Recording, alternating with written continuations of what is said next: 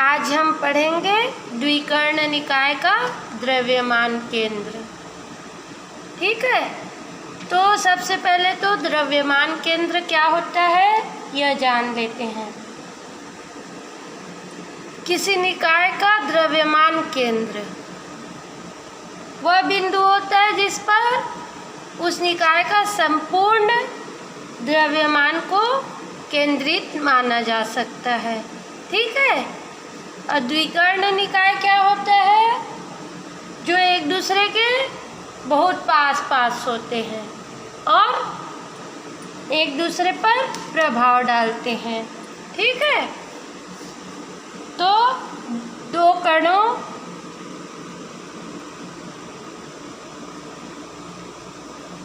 कणों के समूह को जो एक दूसरे के निकट होते हैं, ठीक है, तथा एक दूसरे पर प्रभाव डालते हैं।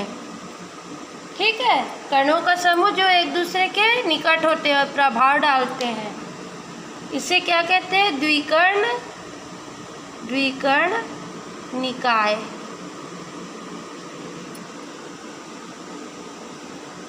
कहते हैं। ठीक है, द्विकर्ण निकाय कहते हैं।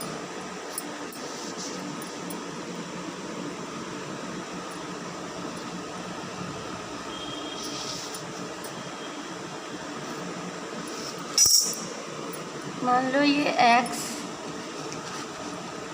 ये y और ये z अक्ष है। ठीक है, इस पर दो कणों का समूह, मान लो एक कण A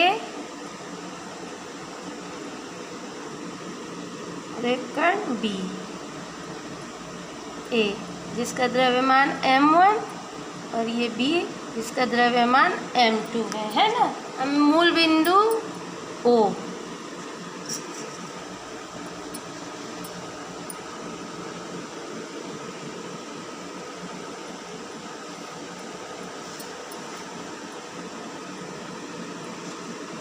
स्थिति सदिश क्या है? R1 और R2 है।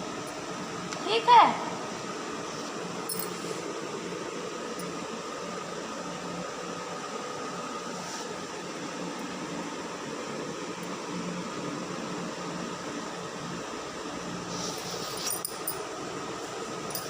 ये C क्या है? मान लो इसका द्रव्यमान केंद्र है C। तो द्रव्यमान केंद्र पर स्थिति सदिश क्या होगा हमारा? ये होगा RCM। ठीक है, मान लो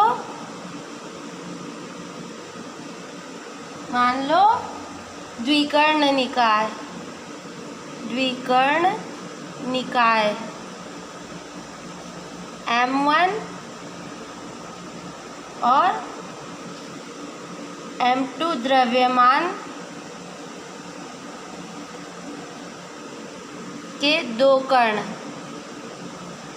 A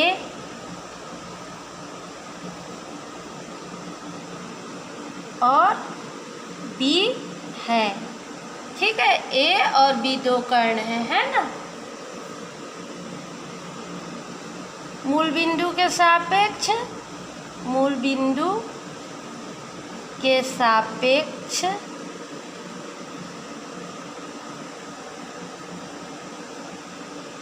उनके स्थिति सदिश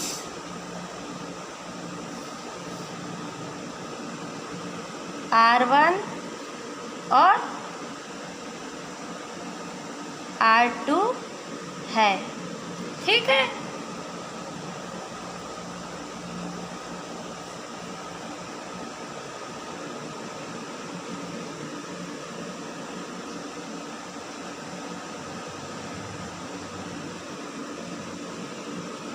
ये क्या है? द्विकर्ण निकाय का द्रव्यमान केंद्र। ठीक है। अब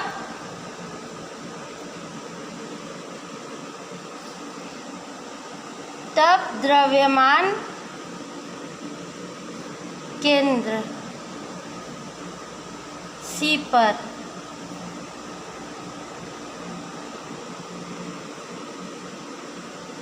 स्थिति सदिश RCM है। ठीक है। निम्न द्वारा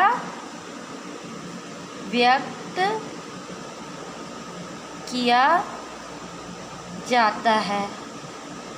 ठीक, RCM द्वारा व्यक्त किया जाता है। तो हम सूत्र की उत्पत्ति करेंगे इसके लिए, है ना।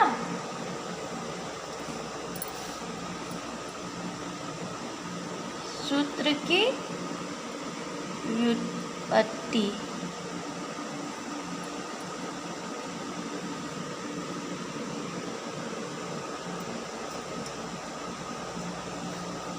अब मान लो कण A पर बाह्य बल F1 लगता है।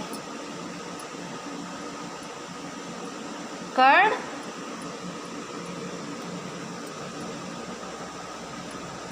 A पर बाह्य बल F1 तथा कण B पर बाह्य बल F2 लगता है।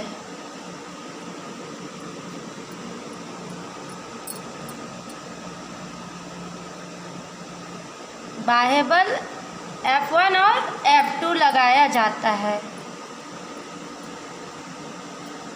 मान लो कण A पर बाह्य बल F1 और कण B पर बाह्य बल F2 लगाते हैं, है ना। तब कण A पर दो बल कार्य करेंगे। ठीक है। कण A पर दो बल क्या कार्य करेंगे? पहला तो बाह्य बल F1 कार्य करेगा। ठीक है। तथा दूसरा कौन सा कार्य करेगा? दूसरा बल B द्वारा जो कण A पर लगाया जाएगा, है ना। कण B द्वारा कण A पर लगाया गया बल। ठीक, कर्ण B द्वारा कर्ण A पर लगाया गया बल। ठीक, अब कर्ण B पर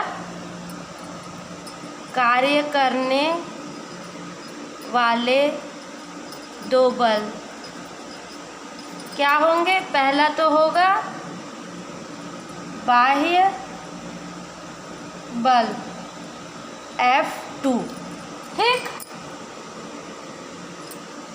तथा दूसरा क्या होगा? सेकंड होगा कण A द्वारा कण B पर लगाया गया बल क्या होगा?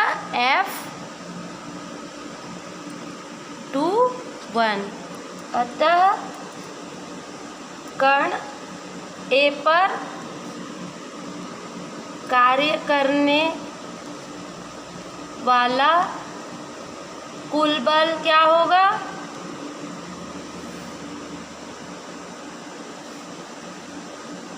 बराबर F12, है ना, प्लस F1।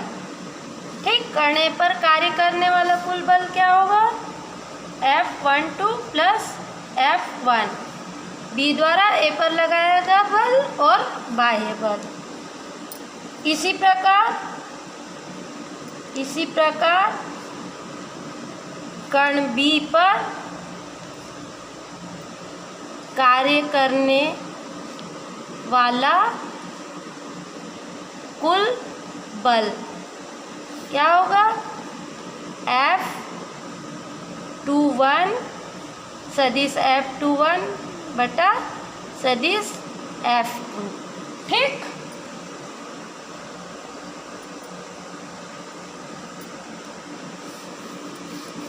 अब यदि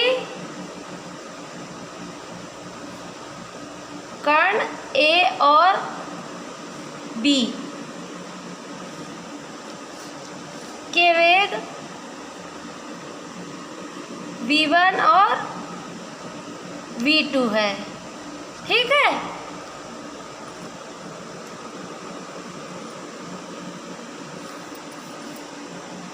तो कण A का संवेग क्या होगा? मान लो P1 है, तो संवेग सदिश P1 है ना, बराबर द्रव्यमान इंटू वेग, तो द्रव्यमान m1 इंटू वेग v1। ठीक है।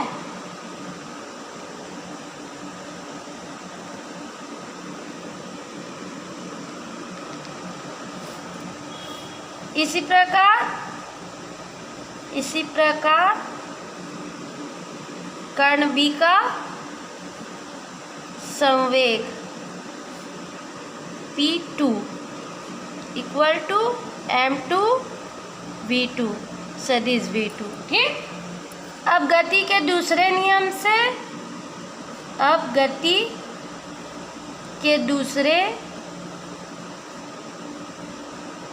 नियम से, क्या होता है गति का सेकंड नियम? संवेग परिवर्तन की दर बराबर कण पर लगने वाला बल। संवेग परिवर्तन की दर बराबर कण पर लगने वाला बल। ठीक है। अतः संवेग परिवर्तन की दर माने d/dt m1 v1 सदिश v1 बराबर कण पर लगने वाला बल। कुल बल क्या है? कण A पर लगने वाला कुल बल F12 सदिश प्लस F1 के बराबर होगा, है ना, ये दोनों बल। इसी प्रकार मान लो ये आ गया इक्वेशन नंबर 1। इसी प्रकार B के लिए भी, है ना, d/dt m2 v सदिश v2 बराबर सदिश F21 प्लस सदिश F2। इसे मान लिया हम इक्वेशन नंबर 2। ठीक। इक्वेशन 1 प्लस इक्वेशन 2, दोनों इक्वेशन को क्या कर दिए? जोड़ दिए अपन। तो ये आ गया d/dt m1 v1 plus d/dt m2 v2 सदिश बराबर F12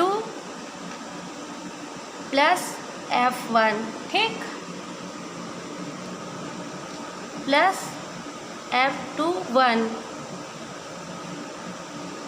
प्लस F2 सदिश d/dt m1 v1 plus d/dt m2 v2 बराबर F12 plus F21 plus F1 plus सदिश F2। ठीक, अब F1 और F2 क्या है? द्विकर्ण निकाय के आंतरिक बल है। F21 और F12 द्विकर्ण निकाय के कर्ण निकाय के आंतरिक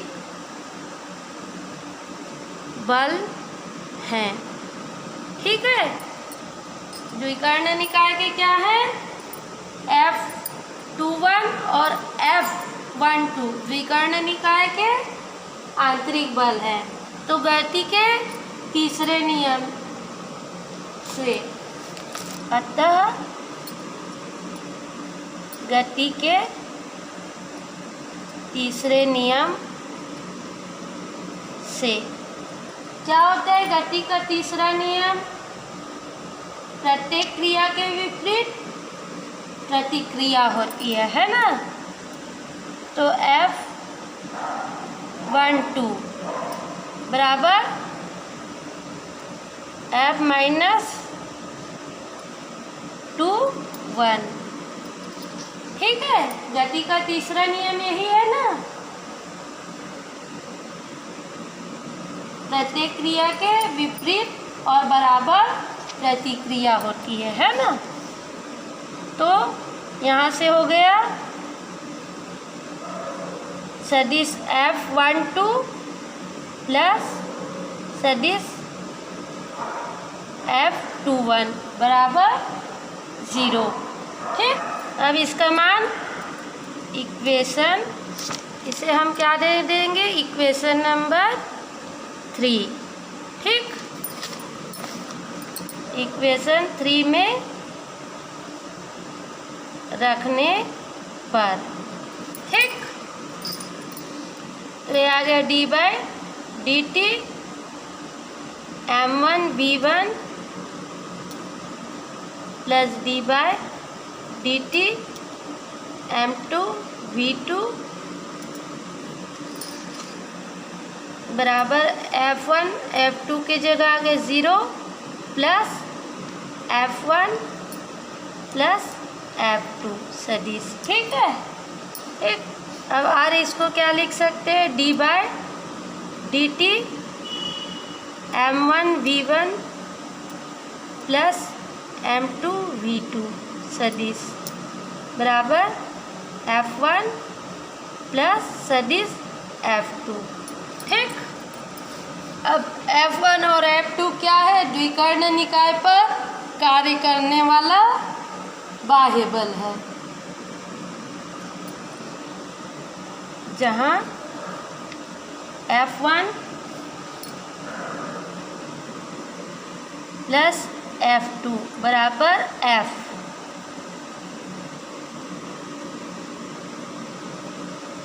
द्विकर्ण निकाय पर कार्य करने वाला बाह्य बल है। अब V1 बराबर क्या होता है? dr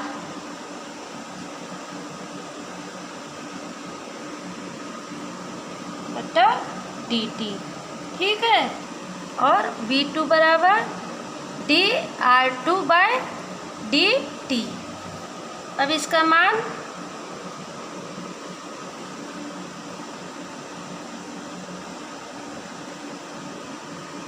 इक्वेशन 4 में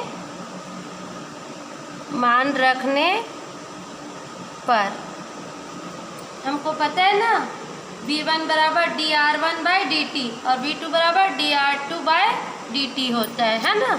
तो इसका मान इक्वेशन नंबर 4 में रख दिए। तो ये क्या आ गया?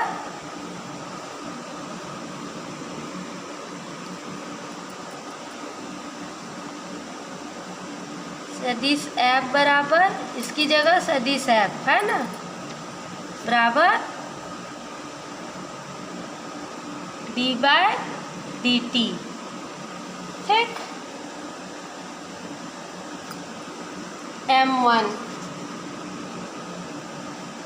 V1 की जगह dR1/dt प्लस M2 dR2/dt। ठीक, अब सदिश F बराबर d/dt, d/dt, ये आ गए M1 R1। ठीक, प्लस d/dt M2 R2 सदिश है ना।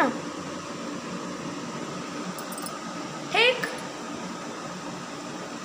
या इसको लिख सकते हैं F1 इक्वल टू, यहाँ M1 और M2 क्या है, नियत है ना, तो d/dt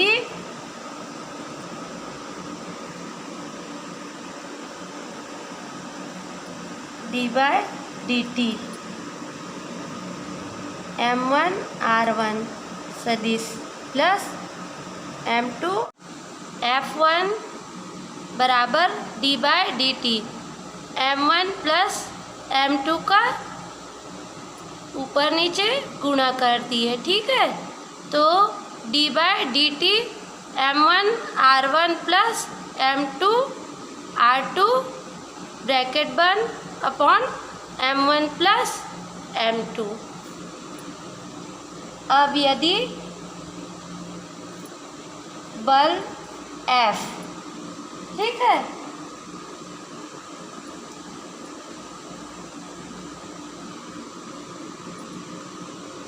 यदि यही बल F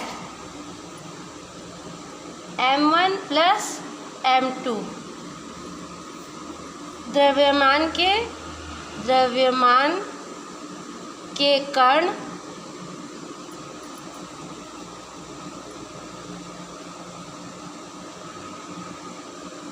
जिसका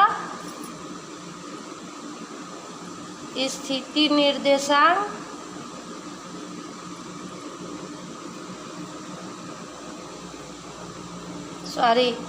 स्थिति सदिश, जिसका स्थिति सदिश कैपिटल R सदिश R हो कार्य करे।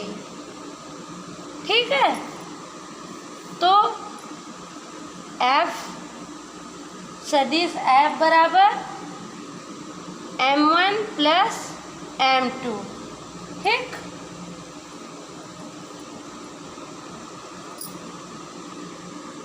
d/dt। ठीक,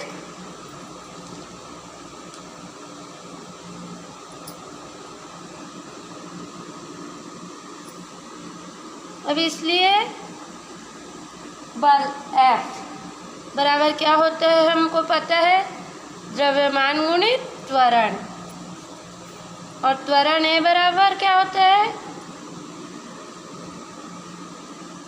d/dt। ठीक, F बराबर d/dt M1 plus M2 dR/dt। ठीक है, इसको दे देते हैं हम इक्वेशन नंबर 6। ठीक,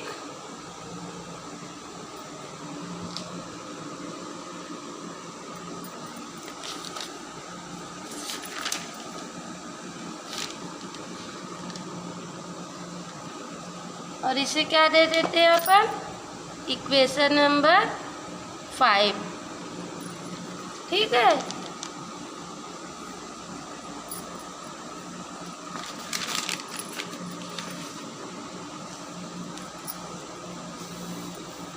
तो समीकरण 5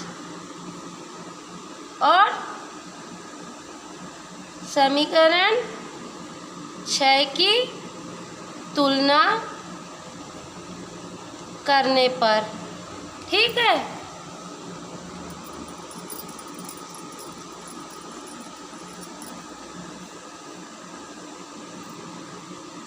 r बराबर इस 6 और समीकरण 5 की तुलना कर दी है। ठीक है,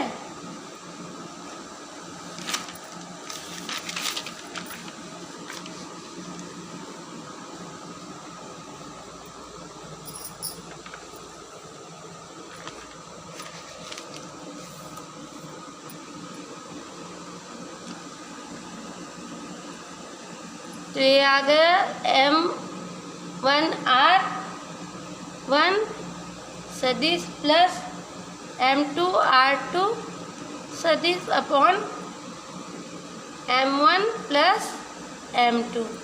ठीक है, ये आया हमारा, है ना। तो ये आ गया इक्वेशन नंबर 7। आप इसको करके देखिएगा, है ना। 5 और 6 की तुलना करेंगे अपन तो ये प्राप्त होगा। ठीक है,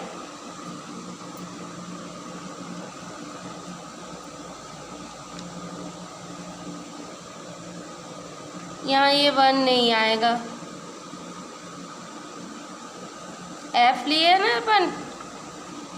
अब जो R है वो उस बिंदु पर स्थित सदिश है जहाँ पर द्रव्यमान केंद्रित माना गया है। सदिश R उस बिंदु पर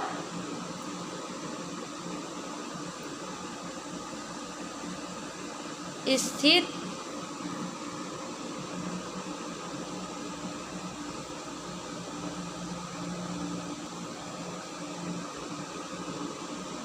R उस बिंदु का स्थिति सदिश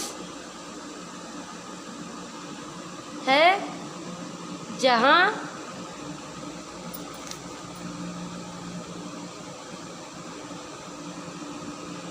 पर M1 प्लस M2 द्रव्यमान को केंद्रित माना गया है। ठीक है,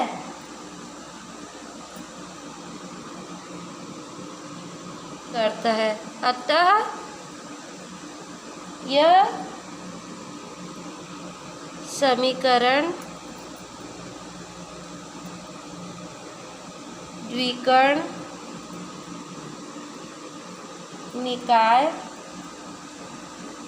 के द्रव्यमान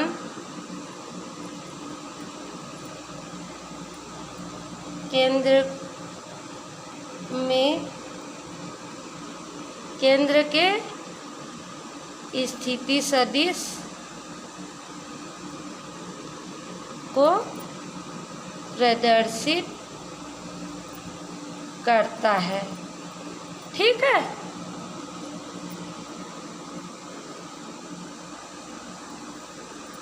इसलिए RCM सदिश RCM बराबर M1R1 प्लस M2R2 सदिश R बटा M1 प्लस M2। ठीक, ये आ गया हमारा इक्वेशन नंबर 8। अब इक्वेशन 8 से निम्न निष्कर्ष निकाले जा सकते हैं। क्या से पहला, द्विकर्ण निकाय का द्रव्यमान, द्विकर्ण निकाय का द्रव्यमान केंद्र दोनों कणों को मिलाने वाली रेखा पर दोनों कणों के बीच स्थित होता है। दोनों कणों के बीच स्थित होता है। द्विकर्ण निकाय का द्रव्यमान केंद्र दोनों कणों को मिलाने वाली रेखा पर दोनों कणों के बीच स्थित होता है। और दूसरा, यदि M1 बराबर M2 बराबर M हो तो R सदिश RCM बराबर M सदिश R1 प्लस M सदिश R2 बटा M प्लस M, या इसको लिख सकते हैं R सदिश RCM बराबर R1 सदिश R1 प्लस सदिश R2 अपॉन 2। ठीक, अर्थात क्या होगा, दोनों कणों का द्रव्यमान समान है तो द्रव्यमान केंद्र को मिलाने वाली रेखा के ठीक मध्य में होता है। यदि दोनों कणों के द्रव्यमान समान हैं तो द्रव्यमान केंद्र को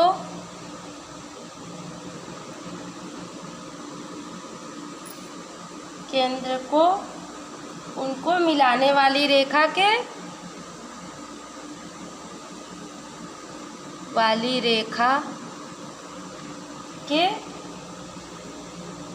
ठीक मध्य में होता है। थर्ड, अब यदि ABC के निर्देशांक X1 Y1 Z1, ठीक, क्रमशः X1 Y1 Z1, X2 Y2 Z2 और C के निर्देशांक क्या है, X Y Z हो तो R1 सदिश R1 बराबर X1 I cap plus Y1 J cap plus Z1 K cap, सदिश R2 बराबर X2 I cap plus Y2 J cap plus Z2 K cap, ठीक, और RCM बराबर XCM I cap plus YCM J cap plus ZCM K cap, ठीक। तो इन सब का मान समीकरण 7 में रखने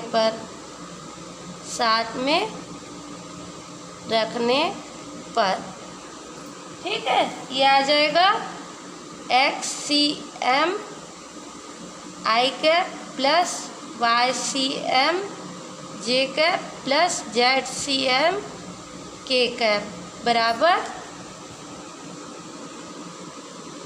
M1 R की जगह मान रख दिए X1 I cap plus Y1 J cap plus Z1 K cap, ठीक, plus M2 X2 I cap plus Y2 J cap plus Z2 K cap upon M1 plus M2, ठीक। अब दोनों पक्षों में दोनों पक्षों में इनके गुणांकों की तुलना कर देंगे। आई कैप, जे कैप और के कैप के गुणांकों की तुलना करने पर, ठीक है, क्या हो जाएगा? एक्स सी एम बराबर M1 प्लस M2